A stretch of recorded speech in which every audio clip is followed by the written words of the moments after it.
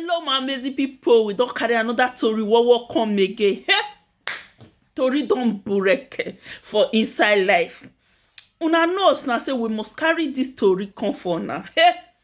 This one concern Korra Obidi and his husband, our American in-law. My people, since where our American in-law say he don't get second. Say this one where Korra Obidi carry say he sweet person. This one gallant. This one six pack he made tubu. Korra Obidi, I give you hand. They say in this life if you leave one guy, if you want carry another one, carry the one with sweet person. Or carry the one with get brave person. Now wetin Korra do. But people be say Korra, as Korra leave this man, Korra no go get another man again. Now lie, Korra prove them wrong. Say you guys are lying, you guys are joking. As she sweet rich, as Korra sweet rich, say Korra no can get better man when go still carry a better guy with correct six pack. Now that six pack I dey treat for with correct six pack when the guy carry, my people. Since when our American in-law hear that one, hey, he head he don't correct, he don't reset. He head don't reset. Now my guy come out yesterday, we come the paro. He say, una be tell me say if I leave Korra, no man go gree carry Korra again. That one na first one.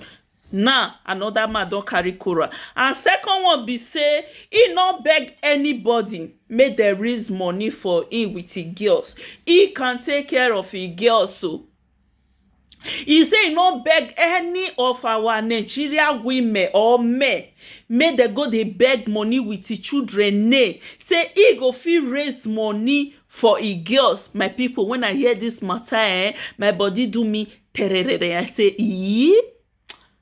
I say, it good then sometimes make we women not come. If man leave us and more not they one place they cry. Sometimes you take action, take a step. If you else they one place they think and they cry, the man go they do anyhow. But if they see say you take a walk, you take a step, their hair go correct. They will say, I see say this woman go they one place they cry. As our American in-law say. My babe, Korra not stay one place they cry.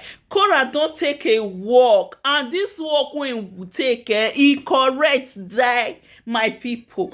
This bobo correct that when Korra go carry. Now make this man come out so he come they tell all our saga people. When be say their mouth wide well, when sabi talk, all those ones say that they speak America, all those ones they analyze Korra, they support Korra. Now the man come and say he no beg una, he no beg una make una donate money for her. And secondly, now when go they beg money for like use the children, they beg money, he no beg una. My people, make we listen to Tori war. Saying donate money for my daughter. Hey guys, I hate that I have to keep doing this, but I will never reach out to you asking for money. I will never. Una hear? I will never reach out to you to ask you for money or to tell you to donate money for my girls, for my daughters. Una hear, my people? Hey! I say since when Korra move on this man say this our social media people, our Nigeria presenters, they don't spoil my marriage. Anyway, no hoe when they perfect, no hoe when they not they quarrel. They not give these two opportunity to settle themselves. They don't hear matter say this man cry come mad. Now our people just carry the matter boo for head. All of them will be get issue with themselves. They can't use Korra matter. They fight themselves. This one can't be team Korra. This one can't be team America in-law. They not give these two couple time. No relationship when they not they fight. Anyway, wetin I go talk say now. our America in-law na him carry himself come social media, na him spoil him marriage by himself. Na him cry come out say he want divorce, and na him go divorce korra. Na you spoil your home. No home. All those when they talk for this your matter, no home when be say all of them they fight with their husband for inside house. Week no go complete say married couples no go fight themselves. They must fight themselves. But now for you to use your HQ, your iroro well, use that well.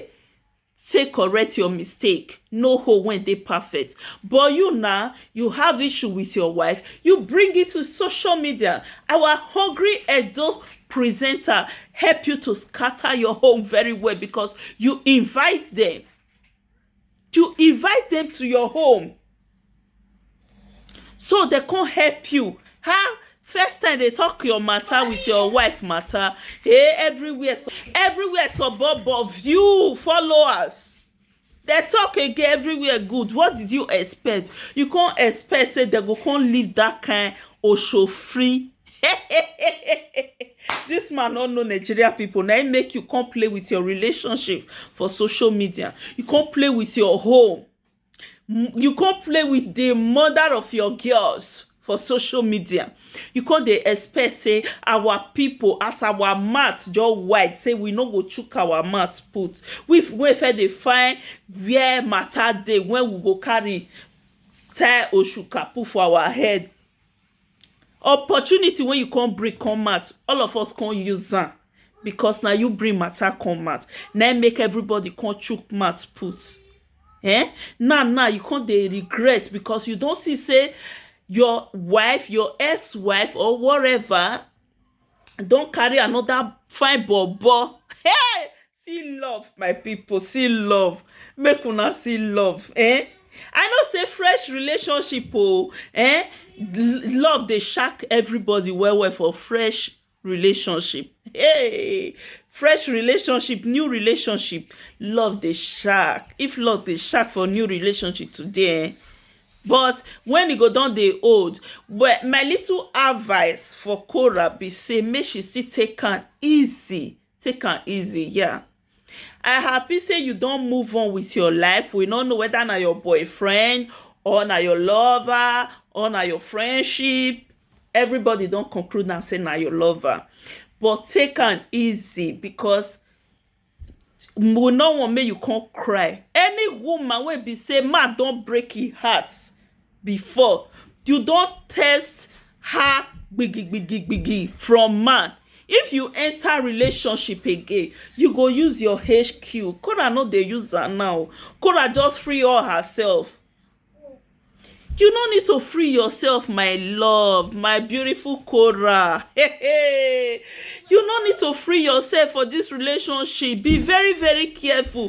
Protect your heart. Not let any maga play with your heart again. Because everybody they see her now, the way the love they shock you, you sure say the love they shock the other person like that. Be careful. Be careful. We no wan cry for you tomorrow. Because they say one guy don't break your heart again. Because all these men from the beginning of the relationship, they go pretend to you like say they be angel. Now later you go know say these people devil better pass them, Lucifer better pass them. Be very, very careful, my beautiful princess Korra, the Africa princess. Be very, very, very careful. Yeah, I'm coming, daddy. Be very, very careful.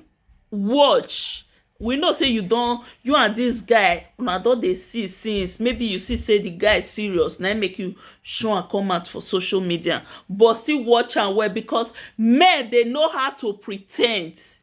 They know how to pretend well because the way when you take they show us this love for social media, everybody they cry follow you. You have to be careful.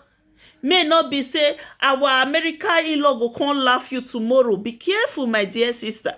Be very, very careful. That is the little advice I have for you.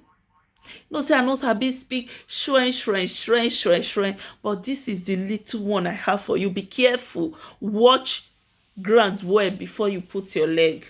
Okay, because we dey see the love now don dey shark two of una. Na fresh relationship dey e dey shark well well. Because if woman don test heartbreak for man hand, if you enter relationship, you go open your eyes well. If you enter another relationship, please, my beautiful princess of Africa, open your eyes well. For our American in-law, na you carry your relationship. They say when you use your woman play like a footballer, another better goalkeeper, e go help you keep am well well. Na wetin happen so? You play with your babe, you play with your woman. Our Edo cyberspace presenter, saga presenter, they help you to if you want to scatter thing, bring am to Edo cyberspace. They go help you. All of us will help you scatter am. Na wetin you see so, na wetin you find, na you receive. So they don help you scatter am. Now you dey come out the other day, nothing korra, nothing this. Now you still come out again and say you never send anybody to donate money for you. We hear you, sir. We hear you, sir. We know say you never send anybody to donate money for you. We know that. You know say our people, they like to use somebody. When they just see opportunity to use you, they go use you like say tomorrow not day. My people, wetin una think about this matter, this story? Wetin una think about the story? I no even greet my people. See me see wahala. My people, God bless una. You guys are so amazing. Now una make this my channel or my page still dey alive today. God bless you all. You guys are so amazing. I love you all. Please, if today na your first time when you dey come across my channel or my page, please no fail to follow this page, no fail to subscribe to this channel. Your one subscriber go help me a lot. Your one subscriber will carry me go Jamaica if you never know. Your one subscriber, he go carry me go to America when their korra day. Please just help me to drop that your one subscriber. Let me remind you all that subscription is free. Do your girl, your sister a favor by dropping that your one subscriber. Do somebody's mom a favor, somebody's sugar mommy, somebody's side chicken. Do me a favor by dropping that your one subscriber. God bless you all. You guys are so amazing. And please don't forget to help me to like and share the video. To share a video now free, and to also like the video is free. Support me with all those things. Let's grow this page or this channel together. God bless you all. Stay blessed.